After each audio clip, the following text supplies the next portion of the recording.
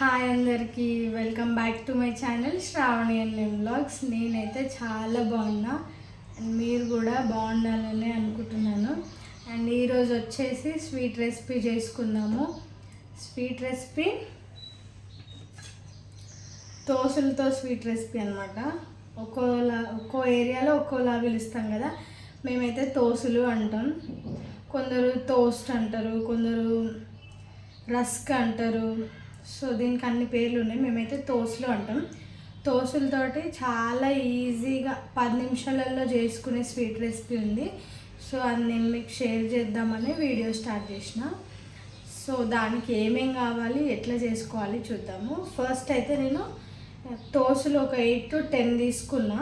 దానికి నాకు ఈ కప్పు పౌడర్ అయిందనమాట. 8 నుంచి 10 దోశలు తీసుకొని మంచిగా మిక్సీ పట్టుకొని పొడి చేసి పెట్టుకున్నా. ఈ కప్పు ఒక కప్పు పొడి అయింది.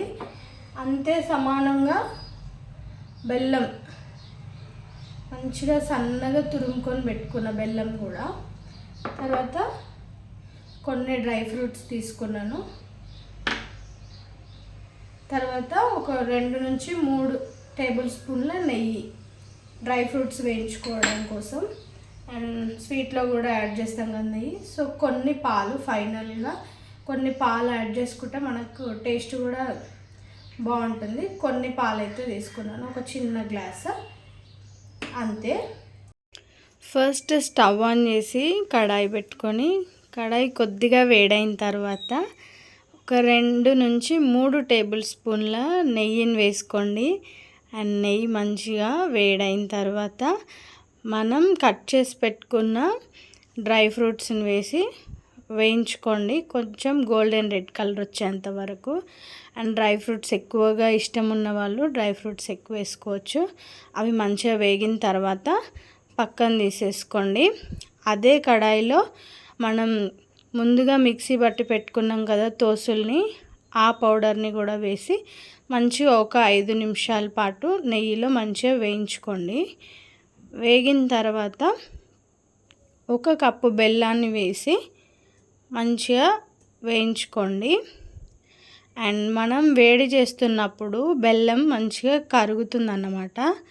అండ్ బెల్లం కూడా మంచిగా కరగడం స్టార్ట్ అయినప్పుడు 2 కప్పుల వాటర్ వేసుకోండి. మనం ఏ కప్పుతో అయితే మేజర్ చేసుకుంటున్నామో బెల్లాన్ని కానీ టోస్ట్ పౌడర్ని, సేమ్ అదే కప్పుతో 2 కప్పుల వాటర్ని వేసుకొని మంచిగా బెల్లం కరిగేలాగా ఒక 5 నుంచి 10 నిమిషాల పాటు మంచిగా కలుపుకోండి.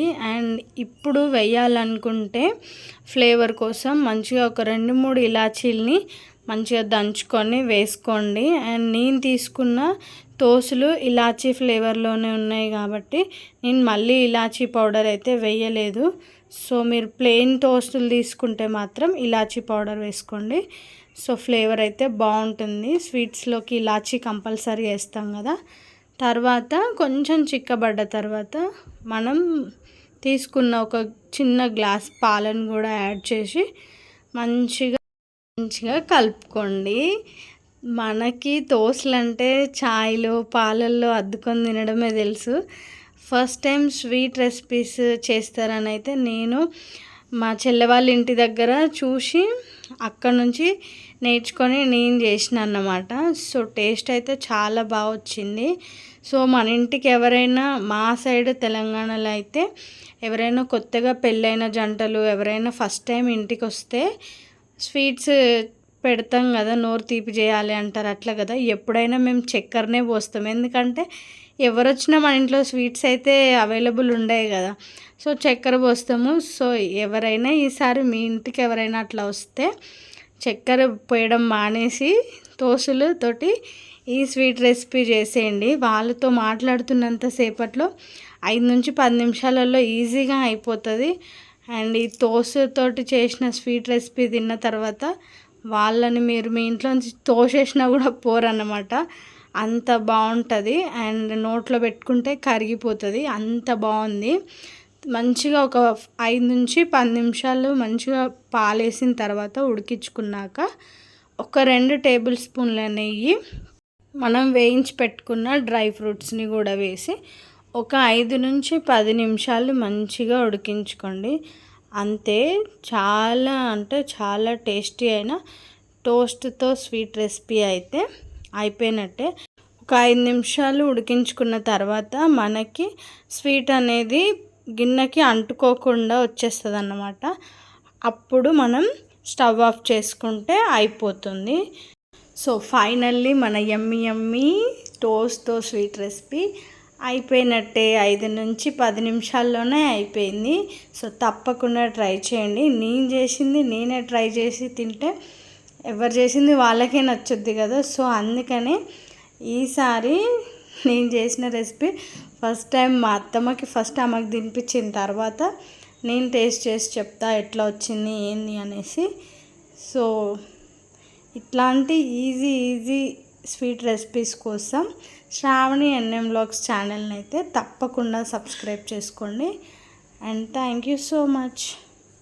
చెప్పు, తిని చెప్పతమ్మా ఎట్లుందో, నువ్వు తిని చూసి చెప్పు నాకు.